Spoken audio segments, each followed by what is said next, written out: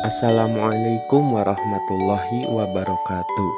Halo semuanya, perkenalkan nama saya Muhammad Hafian Alfarisi dari kelas 11 DKV 1. Di sini saya akan membahas kenapa sih Sumpah Pemuda bisa menjadi tonggak persatuan dan kesatuan bagi bangsa Indonesia.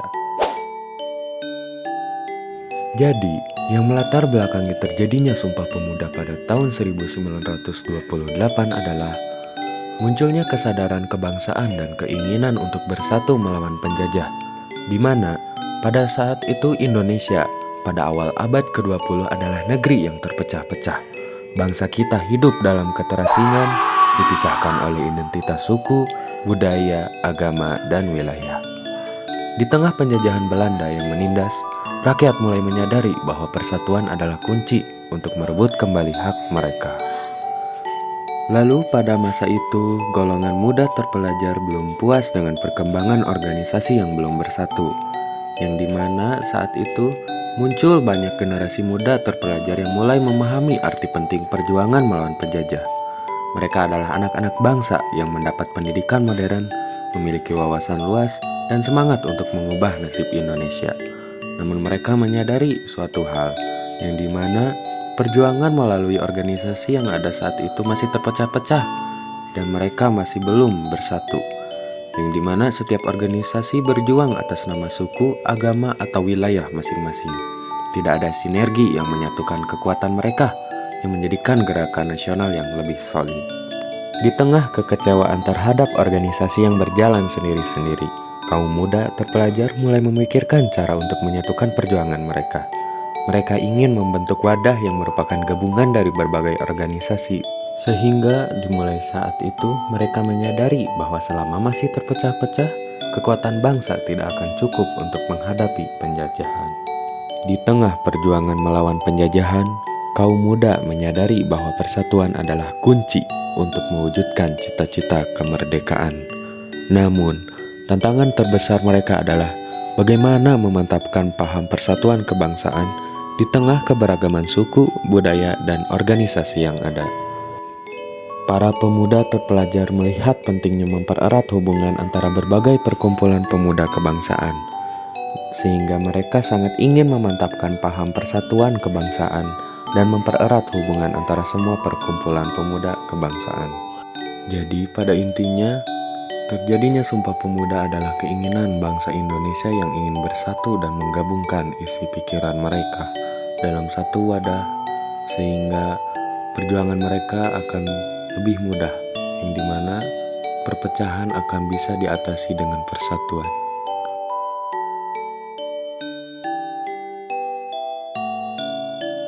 Federasi dan Front Sawo-Matang. Dinamika perjuangan Federasi Front Sawo-Matang dimulai daripada kaum muda terpelajar yang belum puas dengan perkembangan organisasi pergerakan yang belum bersatu, di mana sebenarnya kesadaran kebangsaan sudah tumbuh, tetapi masih terbatas pada anggota masing-masing organisasi. Dengan belajar dari perjuangan Perhimpunan Indonesia, pemuda semakin bersemangat untuk mewujudkan persatuan di antara organisasi-organisasi pergerakan yang ada. Asas perjuangan Perhimpunan Indonesia tidak hanya menginspirasi para pemuda terpelajar, tetapi juga tokoh-tokoh organisasi pada umumnya. Sebagai contoh, Insinyur Soekarno. Ia juga belum puas dengan keadaan dan perkembangan organisasi-organisasi yang ada, termasuk PNI, sebagai organisasi yang ia pimpin. Insinyur Soekarno merasa perkembangan PNI memang sangat pesat, tetapi belum mampu membangun jaringan dan kerjasama dengan organisasi-organisasi yang lain.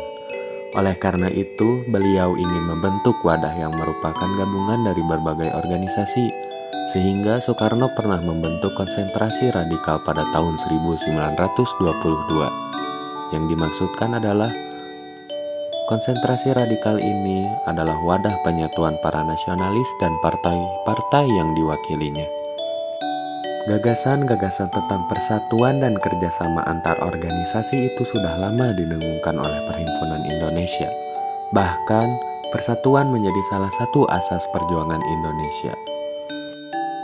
Selain itu juga, pada tahun 1926, Muhammad Hatta dengan tegas menyatakan perlunya diciptakan blok nasional yang terdiri atas partai-partai politik, baik yang berbasis komunis maupun yang nasionalis, guna menghadapi penjajahan pemerintah Hindia Belanda. Namun sayangnya, pada tahun 1926 dan awal tahun 1927, PKI dengan ambisinya melakukan gerakan sendiri melawan kekuasaan Belanda dan akhirnya dapat dihancurkan oleh Belanda. Sehingga dari peristiwa tersebut, para tokoh-tokoh pergerakan nasionalis semakin bersemangat untuk membentuk kekuatan bersama. Apalagi kondisi politik saat itu diwarnai dengan sikap keras dan kejam pemerintah kolonial terhadap organisasi-organisasi pergerakan. Oleh karena itu, sangat diperlukan kerjasama antar berbagai organisasi pergerakan yang ada.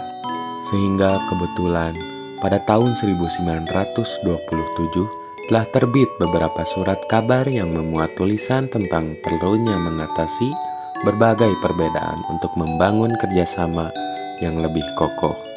Dalam rangka merealisasikan gagasan tentang persatuan itu, Insinyur Soekarno ingin membentuk wadah persatuan.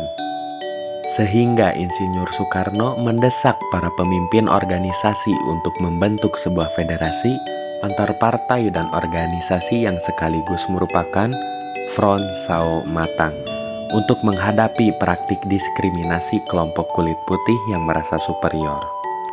Federasi dalam hal ini harus mencerminkan situasi sosial dan politik di Indonesia dengan berbagai orientasi dan aliran yang beragam. Mengingat federasi ini tidak akan mudah untuk lebur dalam lingkungan masyarakat Indonesia, Insinyur Soekarno segera menemui beberapa pimpinan organisasi untuk membahas ide persatuan ini melalui sebuah federasi. Untuk membahas secara resmi tentang ide federasi tersebut, maka pada tanggal 17 hingga 18 Desember 1927 diadakan rapat di Bandung. Hadir dalam rapat itu antara lain perwakilan dari berbagai partai seperti BU, PNI, PSI, PPKI, serta beberapa organisasi pemuda seperti Sumatranen Bond, Kaum Betawi, Pasundan, Kelompok Studi Indonesia. Mereka sepakat untuk mendirikan sebuah federasi yang diberi nama Permufakatan, Perhimpunan-Perhimpunan Politik Kebangsaan Indonesia, atau yang disingkat PPPKI. Cita-cita persatuan. 7 tahun setelah didirikannya Budi Utomo, pemuda Indonesia mulai bangkit meskipun dalam loyalitas kedaerahan. Salah satu organisasi muda yang pertama kali muncul yakni Trikoro Darmo yang didirikan pada tahun 1915. Trikoro Darmo ini diharapkan menjadi wadah pembinaan generasi muda untuk menjadi pemimpin nasional yang memiliki rasa cinta tanah air. Namun Trikoro Darmo diganti namanya menjadi Jong Java karena para anggotanya yang cenderung Jawa sentris, terutama Jawa Tengah dan Jawa Timur. Pada dasarnya Jong Java ini bukan organisasi politik dan anggotanya tidak berpolitik. Organisasi ini lebih menaruh perhatian pada pendidikan dan pelatihan. Namun, dalam perkembangannya atas usul Samsurijal pada Kongres Jong Java tahun 1924, bahwa anggota Jong Java itu dibagi dalam 2 kelompok. Kelompok pertama yaitu pemuda yang di bawah usia 18 tahun, tidak boleh berpolitik, dan kelompok kedua anggota yang berusia 18 tahun ke atas diizinkan untuk ikut dalam gerakan politik. Berkembangnya organisasi Jong Java ini telah mendorong munculnya organisasi pemuda di berbagai daerah. Berbagai organisasi pemuda mulai muncul di berbagai daerah seperti Jong Sumatren Bond, Jong Minahasa, Jong Celebes, Jong Ambon, Jong Borneo, dan Sekarukun. Berbagai organisasi muda ini tidak hanya muncul semata, mereka memiliki tujuan yang sangat mulia, yakni untuk mempererat tali persaudaraan dan persatuan antar pelajar. Bahkan salah satu dari organisasi muda ini, yakni Sekarukun, adalah organisasi pemuda dari tanah Sunda yang didirikan oleh para pelajar Sekolah Guru. Organisasi ini berorientasi pada kedaerahan atas dasar prinsip persatuan. Tujuannya ingin mengembangkan organisasi itu untuk mempersatukan para pemuda dan pelajar yang merupakan keturunan dari orang tua yang berasal dari daerah-daerah yang bersangkutan. Selain berkembangnya organisasi pemuda, banyak juga muncul organisasi pemuda dari kelompok agama. Banyaknya organisasi pemuda yang muncul ini membangkitkan semangat para pemuda dan bangsa Indonesia untuk mencari persatuan dan kesatuan. Dari tahun 1923 hingga 1924 telah banyak pertemuan antara organisasi muda ini. Pada tanggal 15 November 1925 dilaksanakan pertemuan organisasi-organisasi pemuda. Hadir dalam pertemuan itu antara lain perwakilan dari Jong Java, Jong Sumateren Bon, Jong Ambon, Jong Celebes, dan pelajar-pelajar Minahasa serta Sekar Rukun. Dalam pertemuan ini dibahas tentang rencana Kongres Pemuda. Kemudian setelah pertemuan ini juga dibentuk sebuah komite yang dipimpin oleh Tabrani. Komite ini diberi tanggung jawab untuk menyelenggarakan Kongres Pemuda. Setelah dilakukan berbagai persiapan, maka pada tanggal 30 April hingga 2 Mei 1926 diadakannya Rapat Besar Pemuda di Jakarta yang kemudian dikenal dengan Kongres Pemuda pertama. Kongres itu diketuai oleh M. Tabrani. Tujuan kongres itu adalah untuk mencapai perkumpulan pemuda yang tunggal, yaitu membentuk suatu badan sentral. Keberadaan badan sentral ini dimaksudkan untuk memantapkan paham persatuan kebangsaan dan mempererat hubungan antara sesemua perkumpulan pemuda kebangsaan. Dalam Kongres Pemuda pertama telah muncul kesadaran dan kesepahaman tentang perlunya bahasa kesatuan sebagai penghubung. Pada saat kongres ini telah diusulkan untuk memutuskan bahasa kesatuan yang pilihannya antara lain adalah bahasa Jawa atau bahasa Melayu. Setelah dipilih satu di antara dua bahasa itu, akhirnya dipilih bahasa Melayu sebagai bahasa persatuan yang disebut dengan bahasa Indonesia. Satu nusa, satu bangsa, dan satu bahasa. Setelah penghubung untuk membangun dan memperkokoh persatuan sudah disepakati, yaitu bahasa Indonesia, namun dalam rangka melawan penjajahan harus juga diwujudkan secara konkret. Oleh karena itu, setelah Kongres Pemuda pertama berakhir, berkembang usulan agar dilakukan penggabungan berbagai organisasi pemuda yang ada. Sebagai realisasinya, maka pada tanggal 15 Agustus 1926 diadakan pertemuan organisasi-organisasi pemuda di Jakarta. Dalam pertemuan ini diusulkan agar dibentuk badan tetap untuk keperluan persatuan Indonesia. Maka pada tanggal 31 Agustus 1926 telah disahkan anggaran dasar untuk suatu perkumpulan atau organisasi pemuda yang baru yang diberi nama Jong Indonesia. Di samping organisasi itu, pada bulan September 1926 juga diadakan pertemuan para pelajar atau mahasiswa. Dalam pertemuan itu berhasil dibentuk perkumpulan yang diberi nama Perhimpunan Pelajar-Pelajar di Indonesia atau yang disingkat PPPI. Memasuki tahun 1927, perjuangan pemuda mengalami percepatan yang luar biasa. Setiap ide persatuan untuk membebaskan Indonesia ditangkap dengan segera, baik oleh kelompok pemuda, bahkan juga kelompok tua. Dinamika silaturahmi antar organisasi terus dilakukan untuk mencapai kesepakatan dan mewujudkan gerakan semangat dan gelora perjuangan di tanah Hindia.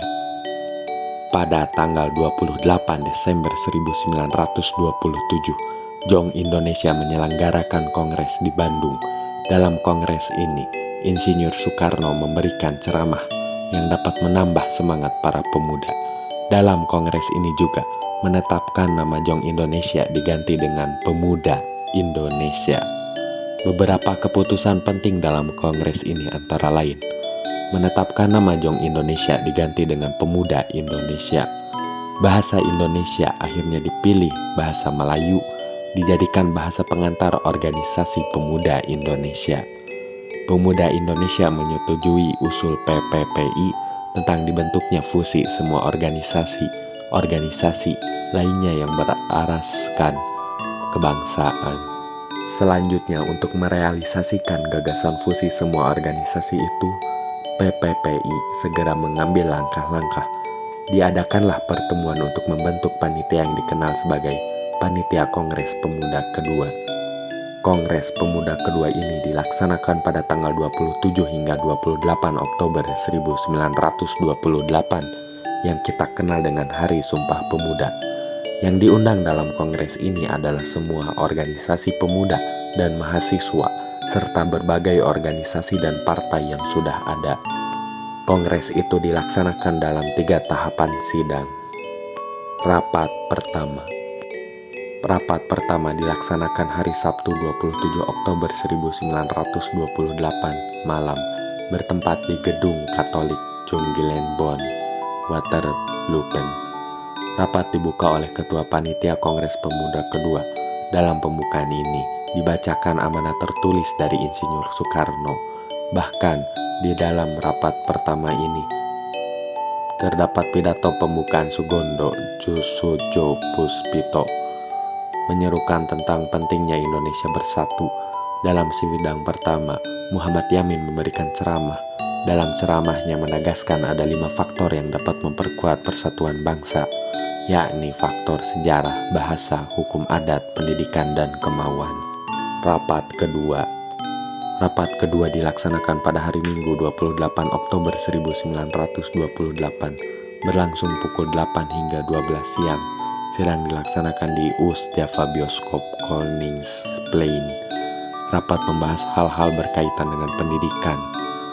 Rapat ketiga dilaksanakan pada hari Minggu 28 Oktober 1928 dari pukul 17.30 hingga 20 malam. Rapat ini dilaksanakan di Gedung Indonesia Club Bugov, Jalan Keramat Raya, nomor 106. Pada rapat ketiga ini direncananya akan diramalkan dengan acara pawai atau arak-arakan. Namun pawai gagal dilakukan karena dihalang-halangi oleh pihak polisi Belanda. Walaupun demikian, rapat ketiga ini tetap memberikan semangat pada para peserta kongres.